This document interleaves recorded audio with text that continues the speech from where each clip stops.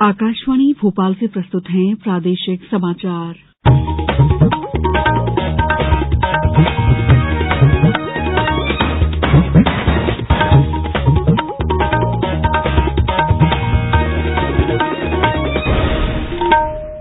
नमस्कार, समाचारों के साथ मैं दीपा सिंह।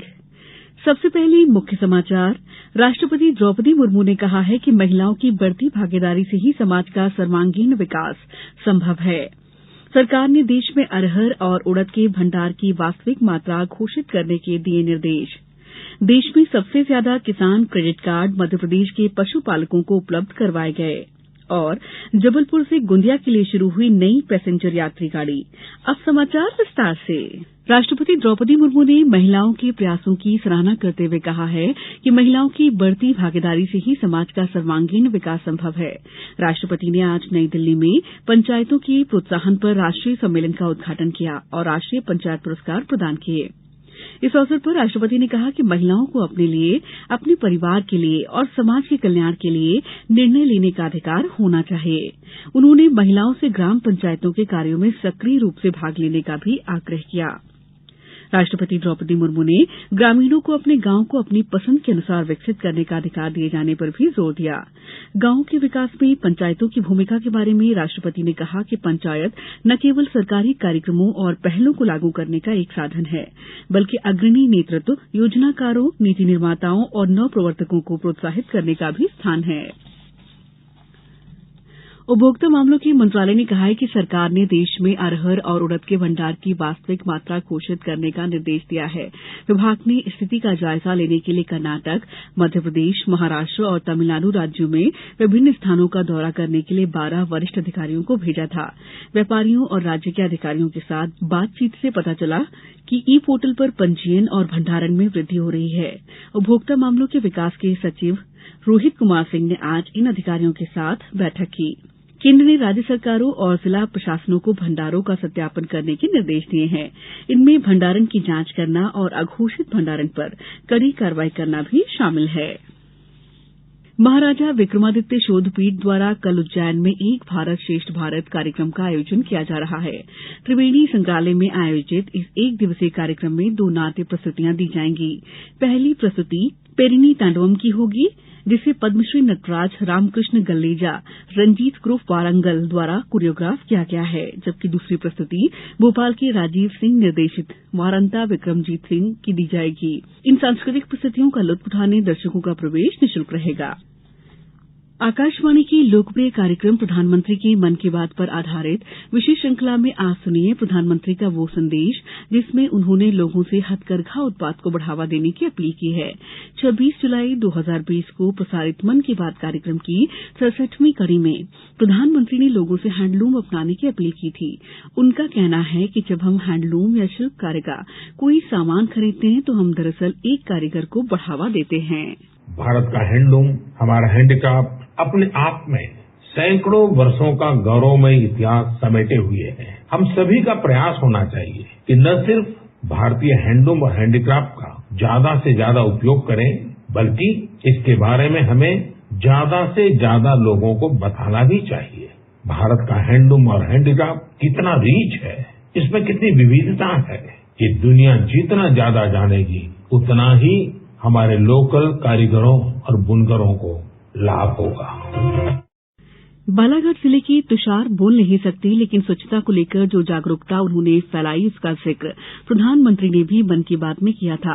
मन की बात कार्यक्रम की 100वीं कड़ी पूरी होने के संदर्भ में तुषार की मां ने बताया कि पूरा गांव तुषार पर गर्व करता है। ये तो बहुत गर्व की बात है हमारे लिए, हमारे बच्चों के लिए और हमारे गांव के लिए और हमारे शहर के लिए भी कि तुषार का नाम मतलब प्रधानमंत्री जी ने लिए है।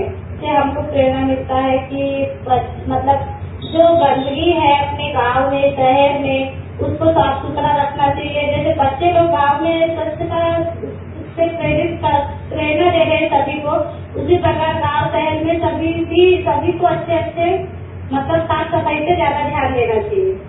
समाचारों में वक्त है ब्रेक का। ये समाचार आप आकाशवाणी भोपाल से सुन रहे हैं। हमारे समाचारों को अब आप कभी भी और कहीं भी अपनी सुविधा के अनुसार सुन सकते हैं। ये समाचार बुलेटिन YouTube, ट्विटर और फेसबुक पर AIR न्यूज भोपाल पेज पर भी सुने जा सकते हैं। इसके अलावा आप हमारी वेबसाइट newsonair.nic.in पर अथवा AIR न्यूज ऐप पर भी समाचार सुन सकते हैं। ब्रेक के बाद समाचारों में आपका एक बार फिर स्वागत है। देश में सर्वाधिक 2,36,331 किसान क्रेडिट कार्ड मध्यप्रदेश के पशुपालकों को उपलब्ध करवाए गए हैं। प्रदेश में प्राथमिक कृषि साख सहकारी समितियों से पशुपालन के लिए 0% ब्याज दर पर 2 लाख रुपए तक कार्यशील पूंजी KCC में उपलब्ध करवाई जा रही है। राज्य सरकार द्वारा योजना में 1% सामान्य और समय पर भुगतान करने पर 4% अतिरिक्त ब्याज अनुदान सहायता दी जाती है।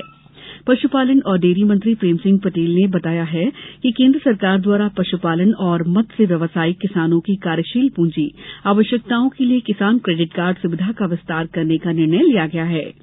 केंद्रीय पशुपालन, डेयरी और मत्स्य पालन मंत्रालय के निर्देशानुसार सभी क्रेडिट कार्ड धारकों को 2% वार्षिक ब्याज और अनुदान तथा समय पर भुगतान करने पर 3% का अतिरिक्त ब्याज अनुदान दिया जाएगा।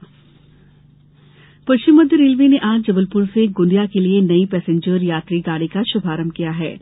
2 शहरों के बीच इस पहली पैसेंजर ट्रेन को सांसद राकेश सिंह, राज्यसभा सदस्य सुमित्रा वाल्मीकि, विधायक अशोक रोहानी समेत रेलवे के आला अधिकारियों ने हरी झंडी दिखाकर जबलपुर से गोंदिया के लिए रवाना किया।